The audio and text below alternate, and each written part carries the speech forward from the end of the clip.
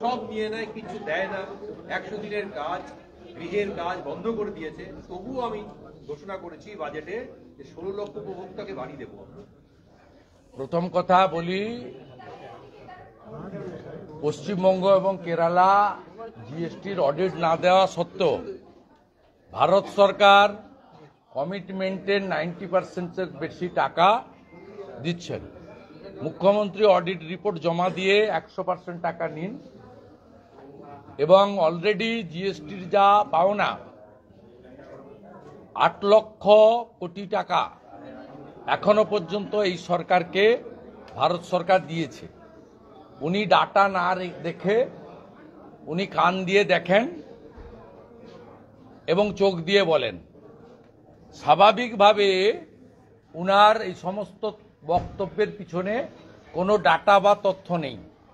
উনি একটা white paper জারি করুন যে জিএসটিতে আমার প্রাপ্য কত, জিএসটির প্রাপ্য ঠিক হয়। সব রাজ্যের অর্থমন্ত্রীদের সঙ্গে ভারত সরকারের অর্থমন্ত্রীর মিটিংয়ে, সেই মিটিংয়ে আগে ডক্টর অমিত মিত্র যেতেন এবং তিনি জিএসটি চালুর সময় কনভেনার ছিলেন অল স্টেট ফিনান্স মিনিস্টারদের। এখন মাননীয় চন্দ্রিমা ভট্টাচার্য যান।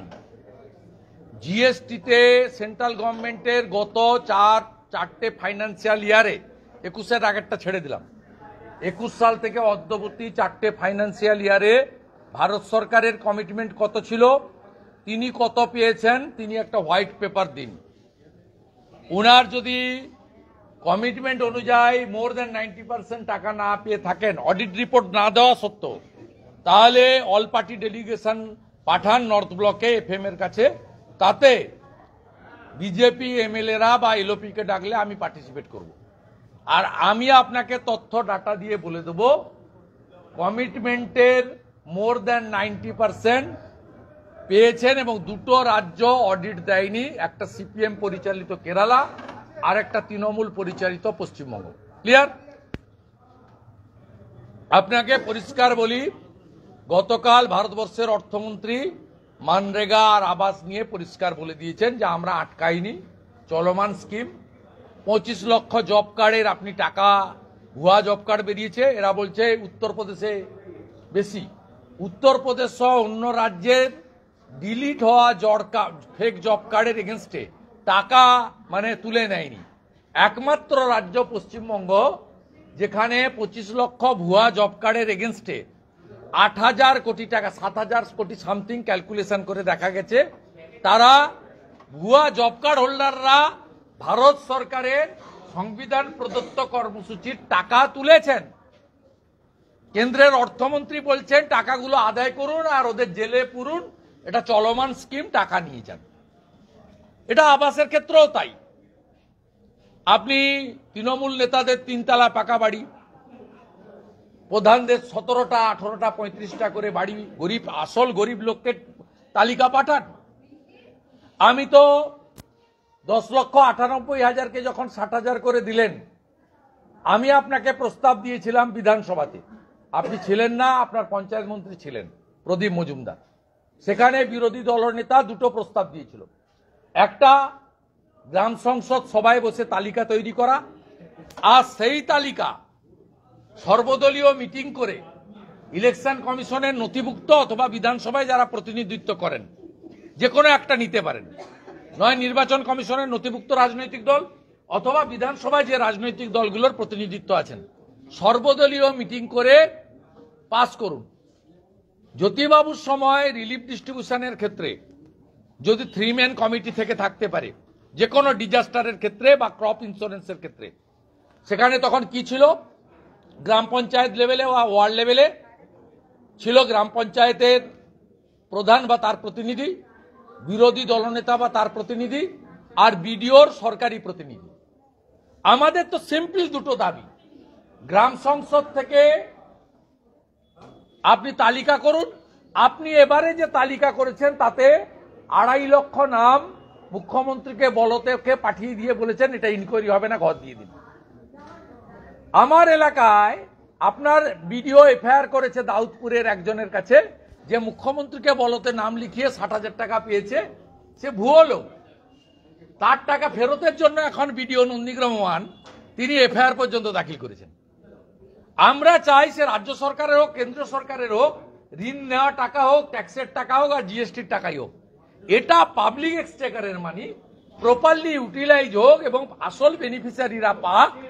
আপনার এই কাটমানি সিস্টেম, পার্টির লোকদের গোয়ালঘর দেখিয়ে 3টে করে বাড়ি এবং ফিশারি চালা দেখিয়ে আবাসের টাকা দেওয়া আমরা বিরোধী।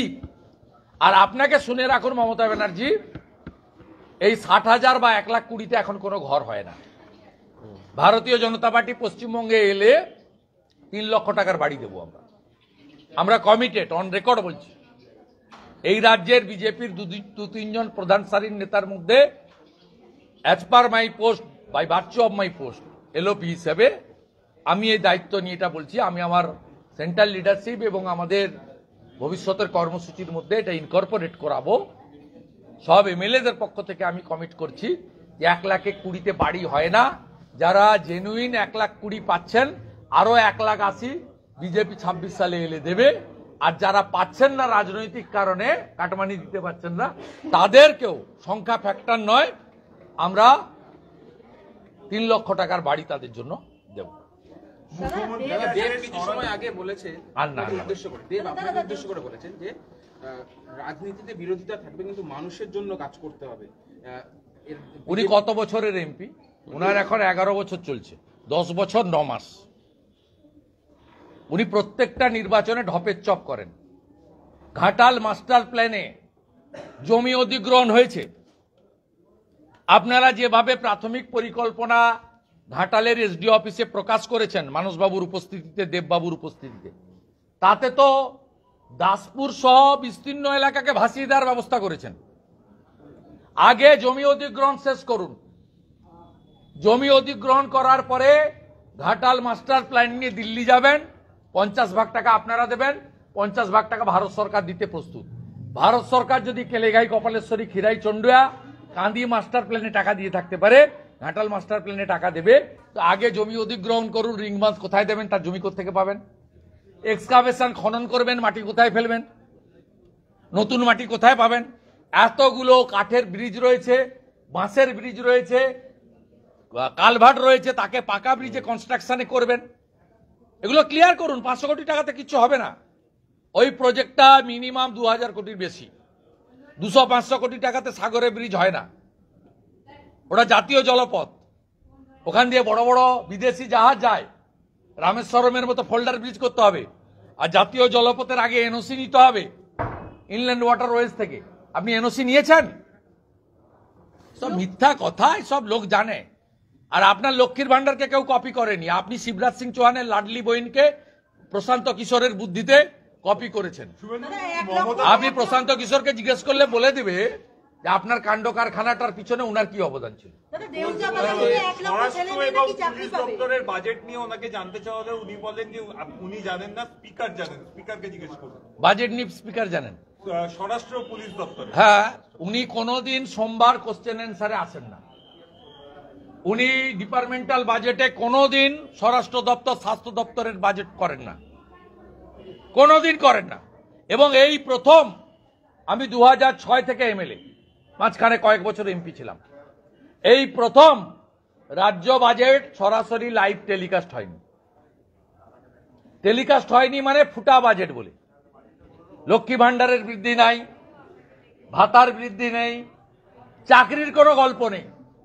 লক্ষ্মীর ভান্ডার কি তাহলে এফেক্ট ফেলবে বিধানসভা ভোটে? আপনি কোন চ্যানেল? হ্যাঁ, সিএম লক্ষ্মীর ভান্ডার এফেক্ট কি ফেলবে?